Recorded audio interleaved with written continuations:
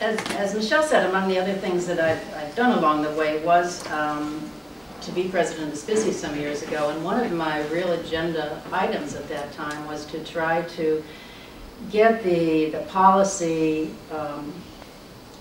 apparatus, if you will, really moving with SPISI. A few years before, SPISI had moved from its longtime home in Ann Arbor, Michigan. It had been there for many, many years.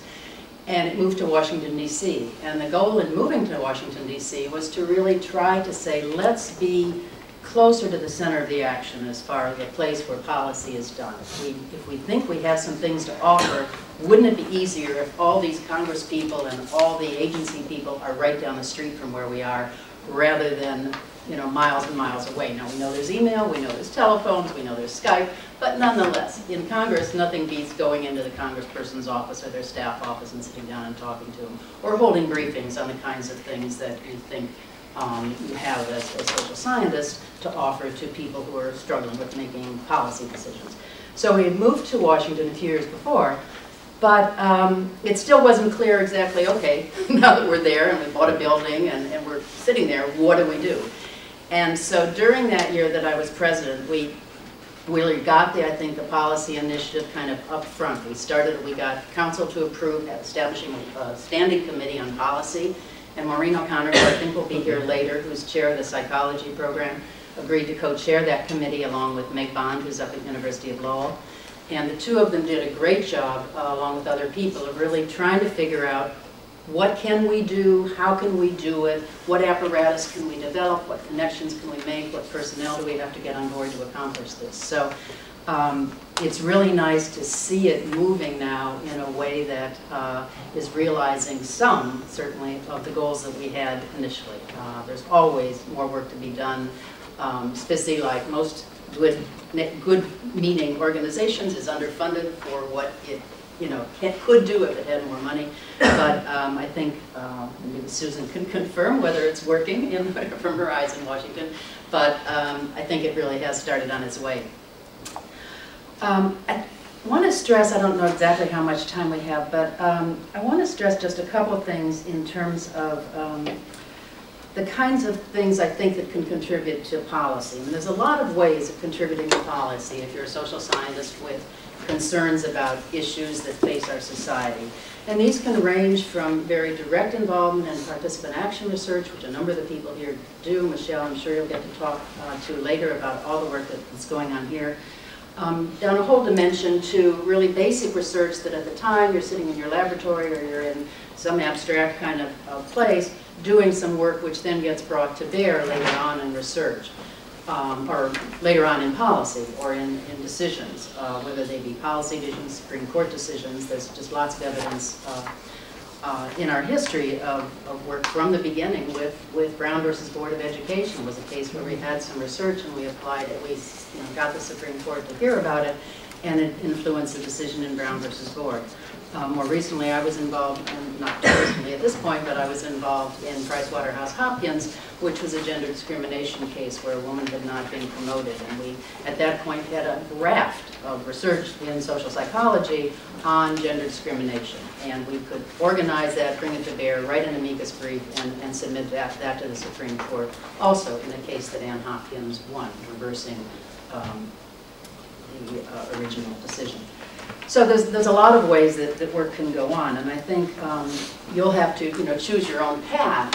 But I think as long as you've got the goal clear on what you want to contribute to, I think that's fine. I want to cite just two examples actually of things just this week, in fact, that are crossing my desk, or ways in which I'm personally involved in some policy relevant kinds of work.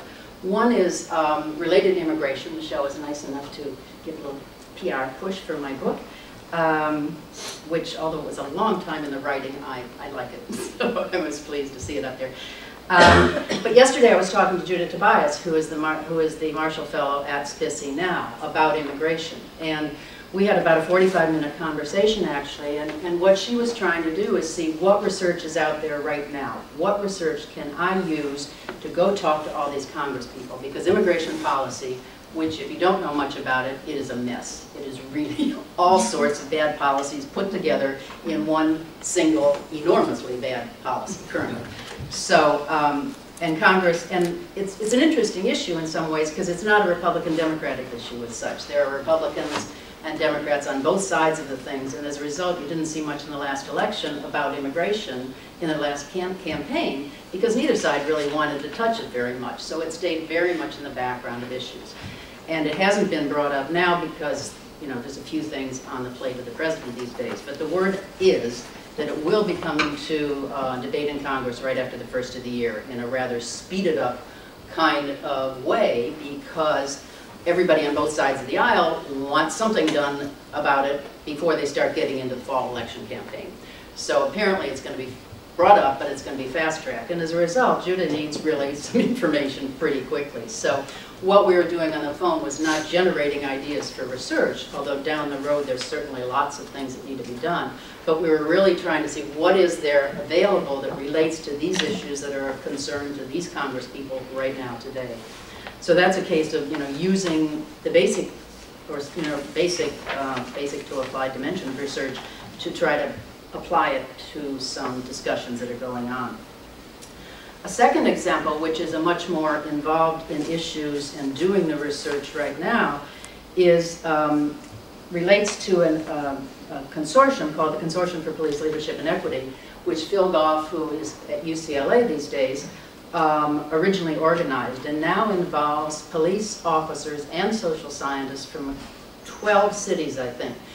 And in this case, the police departments of the cities have agreed to cooperate with social scientists, giving full access in most cases, or very extensive access to a lot of their databases, as well as to help in the collection of new data about issues like racial profiling. It's a racial profiling, police treatment of communities, and one piece of it, which is why I'm involved in it, deals with immigration and a policy that's called 287G is the number. Washington people always talk in numbers, right? It's 287G, which involves deputizing police officers in a local community to act as immigration officers in a sense. And it means that in their contact with members of the immigrant community, they are not just being police officers, but they are enforcing immigration policy. And it has some really terrible repercussions on both sides of the issue, both in terms of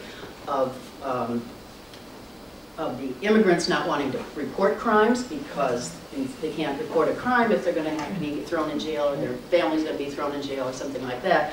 The police getting less cooperation from people, other people in the community targeting immigrants for crimes because they know the immigrants won't have any, you know, any inclination to report the crime. So it's really a problematic kind of thing. But we've already done some research in Salt Lake City on it, showing the sort of downside on both sides at a pilot level.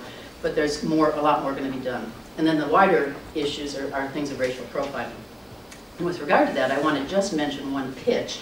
I have we're starting a sort of a internship kind of program. Some of you may have seen it, went out on the SPICY webpage as well as some other web pages, for students who are interested in doing work in these issues to become interns working with some of the PhD folks who are involved in this at various police departments around the country. So I'll put them out on the table or something.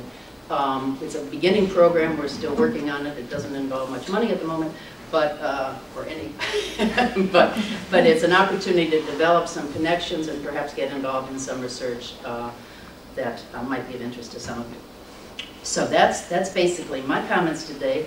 I really do want to join in my welcoming to all of you. I mean, you are the future of all of this, and you're going to define the problems that are important. You're going to figure out how to solve some of them that are sitting there waiting for you on your plate as you get your PhDs and even before. And you know, I hope that you certainly learned something today that helps you on those roads, and I certainly hope that you do some of the good kind of research that we really need done in this field. So have a good day.